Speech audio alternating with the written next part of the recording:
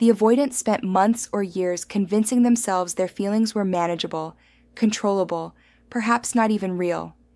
They minimized every emotion, rationalized every pull toward connection, and maintained their psychological distance with practiced precision. But denial has a breaking point, and when it shatters, the suppressed feelings don't emerge gradually. They explode with obsessive intensity that consumes their every waking moment and infiltrates their dreams. The floodgates open without warning. The transition from denial to obsession happens suddenly, triggered by a moment that finally overwhelms their defensive capacity. Perhaps they see their person moving on, or distance creates enough safety for feelings to surface, or accumulated emotion simply exceeds their ability to contain it. Whatever the catalyst, their psychological dam breaks catastrophically. Their nervous system, which had been working overtime to suppress emotional truth, suddenly fails at its task. Every feeling they've denied comes rushing through simultaneously: longing, regret, desire, fear, love. Creating an overwhelming internal storm they have no mechanisms to manage. They've spent so long avoiding these emotions that they have no practice processing them, leaving them drowning in intensity they cannot escape. The obsession becomes all-consuming because they're experiencing months or years of suppressed emotion compressed into the present moment. Their mind cannot focus on anything else because it's desperately trying to process an emotional backlog that has reached crisis proportions. Every interaction gets analyzed to death. Their obsession manifests as compulsive mental replay of every conversation, every glance, every interaction they previously dismissed as meaningless. The avoidant who once minimized moments of connection now dissects them with forensic precision, searching for evidence of mutual feeling they deliberately ignored in real time. They replay conversations word by word, analyzing tone and subtext they pretended not to notice.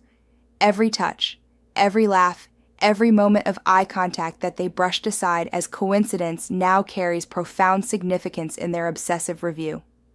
Their mind becomes a constant loop of memories they're seeing clearly for the first time, understanding what was actually happening while they were busy denying it. This mental replay serves a painful purpose. They're trying to rewrite their internal narrative, to prove to themselves that their feelings were always there, even when they refused to acknowledge them. But it also tortures them with the awareness of how blind they chose to be. They stalk without ever reaching out. The obsessed avoidant engages in intense monitoring of their person's life while maintaining their facade of distance. They absorb every detail they can access, creating elaborate narratives around limited information, building entire stories from fragments they piece together. Their need to know everything battles constantly with their terror of revealing their obsession. This surveillance becomes compulsive and exhausting. They check for updates constantly, feeling a rush of anxiety and anticipation with each search. Their person becomes the first thought upon waking and the last before sleep, occupying mental space that leaves room for little else. The cruelest irony is that their obsession makes them more emotionally unavailable than ever. They're completely consumed by someone they still cannot bring themselves to pursue openly. The fantasy becomes more real than reality.